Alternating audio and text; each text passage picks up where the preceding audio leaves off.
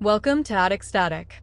Today we have two stories for you, the echo of the deep and the echo in the hallway. Sit down, relax, and enjoy. The echo of the deep. To whoever finds this journal tucked into the side table of cabin 412, do not be fooled by the silence. On a ship this large, you expect sounds, the creak of wood, the rush of water, the distant hum of engines. But tonight, there is a peculiar stillness in our cabin. It is a silence that feels like it's holding its breath. My name is Elias. I am traveling with my wife, Sarah. We are currently on the third night of this voyage. Everything was perfect until the hour of 2 a.m. It began with a sound from the balcony, a soft, rhythmic scraping. I sat up and saw Sarah standing by the railing, her back to me. She looked perfectly still. "Do you hear that?" she whispered. Her voice was crystal clear, just as it always is. Then I heard it again. A second scraping from the opposite side of the room, near the vanity. "It's just the ship settling," Sarah replied. But her body didn't move. She remained facing the balcony. That was the first moment my blood ran cold. If she was looking at the balcony, who was answering me from the vanity? I turned my head, and there, standing by the mirror, was a figure. It looked exactly like Sarah. Same hair, same silk nightgown, even the same slight tilt of her head. But it wasn't my wife. My wife was still facing the balcony, eyes closed in sleep. This second Sarah, the stranger, was staring at me with an expression of intense, curious hunger. I froze. "Who are you?" I breathed. The stranger didn't speak immediately. She tilted her head, then smiled. It was a perfect imitation of Sarah's lopsided grin. "I am you," she whispered. But the voice wasn't hers. It was mine, my own voice, slightly deeper, as if spoken by someone trying to master an instrument for the first time. Then, the real horror began. The stranger started to move. She didn't just walk, she glided toward my bed. As she moved, she began to mimic the sounds of our life. I heard the faint clink of Sarah's favorite teacup against her saucer. I heard the low hum of the lullaby we used to sing to our daughter before she was born. She wasn't just mimicking my wife, she was stealing our memories and playing them back like a recording. I scrambled backward, pulling the blanket up. The stranger sat on the edge of the mattress. She reached out a hand, a long, pale hand with fingers that moved with fluid grace. "Don't be afraid," she said, but this time, it was in Sarah's voice again. Perfect. Flawless. I grabbed my wife's hand to pull her away, but as our fingers met, I felt a jolt of electricity. The stranger let out a soft gasp of delight. "You like the way I sound," she said in Sarah's voice. Then she did something terrifying. She reached out and touched my wife's cheek. As her finger made contact, the real Sarah blinked. Her eyes flew open, wide with confusion. For a second, the two of them were side by side, my wife, who was confused by the intrusion, and the stranger, who was perfecting her masterpiece. The stranger began to change.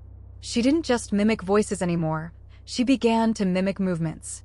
When I shivered, she shivered. When I took a sharp breath, she did too, but with a fraction of a second delay. She was becoming an echo of my very existence. "You are mine now," the stranger whispered. She combined our voices, mine and Sarah's, into one harmonious chord. I realized then that the stranger wasn't just a visitor, she was a collector. She took the essence of what we loved and wore it like a costume.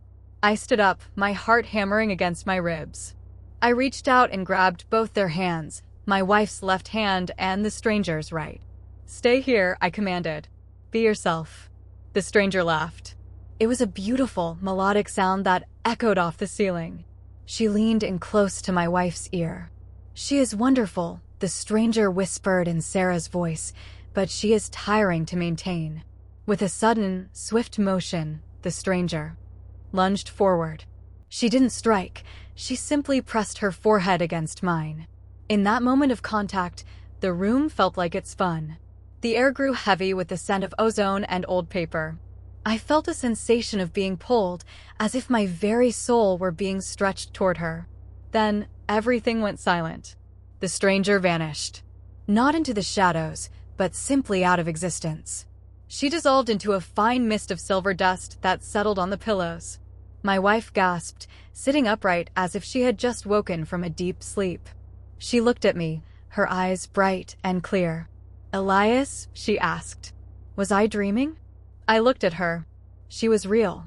The weight of the stranger's presence was gone. There were no more echoes, no more stolen voices. I took her hand and held it tight. To ensure that whatever we encountered in the deep wouldn't come back for us, I grabbed my pen and wrote this final note. We are safe now. The stranger is gone, and our voices belong to us once more. And now, our next story. The Echo in the Hallway. I am writing this by the flickering light of a single beeswax candle, because if I don't get these words down now, I fear I might lose my nerve. It started on a Tuesday, during that freak atmospheric storm that knocked the power out for 48 hours. The house was plunged into a heavy, velvety darkness.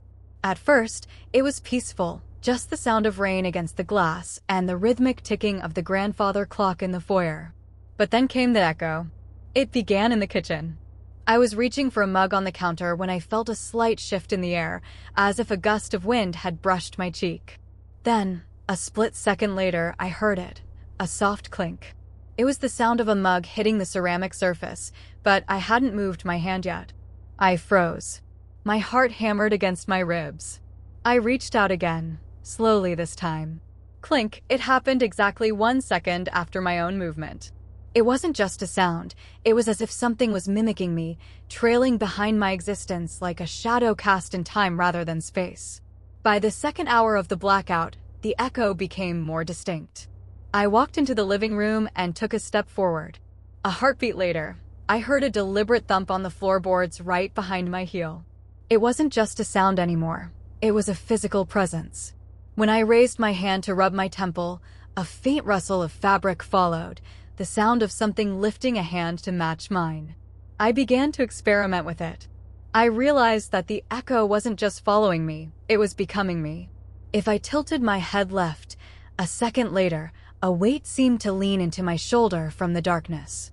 It was always late, a rhythmic delay of roughly 1 second. The most unsettling part was the silence between our actions. When I stood perfectly still, there was a moment of agonizing tension where I waited for it to move. Then, just as I began to feel the urge to twitch, the echo would execute its motion. It was like watching a dancer follow a leader, but the follower was always trying to catch up. By the third hour, the house felt crowded even though I was alone. Every time I blinked, it felt like something was blinking with me. Every time I took a breath, there was a ghostly intake of air just behind my ear. I started to feel self-conscious of my own movements. I moved with a deliberate, exaggerated grace, trying to give the echo enough time to react. Then came the moment that broke my composure. I sat in the armchair, exhausted, and let out a long sigh. 1 second later, I heard the sigh again, but it wasn't just an echo of the sound. It was deeper, slightly huskier, as if the echo were practicing my voice. I decided to test its limits. I stood in the center of the hallway and performed a series of rapid motions. A clap, a spin, a wave. Clap, pause, clap, spin, pause, spin, wave, pause, wave. It was perfect. It was mocking me. But as the night deepened, the echo started to change. It stopped being a perfect replica. Sometimes it would do something I didn't do at all. When I reached for my water glass, the echo didn't just reach, it seemed to grasp at the air where the glass used to be. It was beginning to develop its own personality, drifting away from my movements into its own independent thoughts. I became terrified of moving too fast. If I moved too quickly, the echo would seem to struggle to keep up, creating a frantic, stuttering motion. I began to move in slow motion, savoring every gesture, making sure the other me had enough time to catch the beat. Then came the final hour of the outage. The candle was burning low. I stood in the middle of the darkened living room and decided on one final test. I would stop moving entirely for 60 seconds. I braced myself. I held my breath. I stayed as still as a statue. 1 second passed. 2, 3, nothing. The echo was still.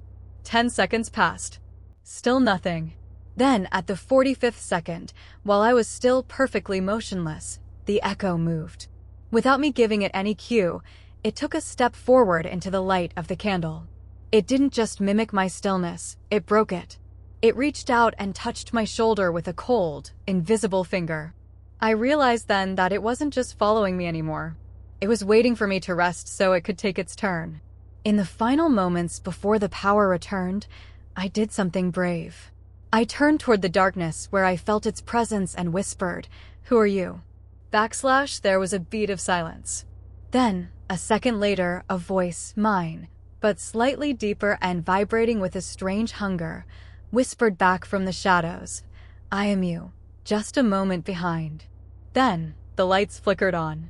The house was flooded with warmth. I looked around, expecting to see a ghost or a twin. But there was nothing there. Only me, standing in the center of the room, slightly breathless. However, as I reached up to brush a stray hair from my face, I felt it again, the slight tug on my skin from an invisible hand, moving exactly 1 second after mine. The echo hadn't disappeared. It had simply settled into the rhythm of our shared life, waiting for the next move. The end. Subscribe for more horror stories and make sure to like.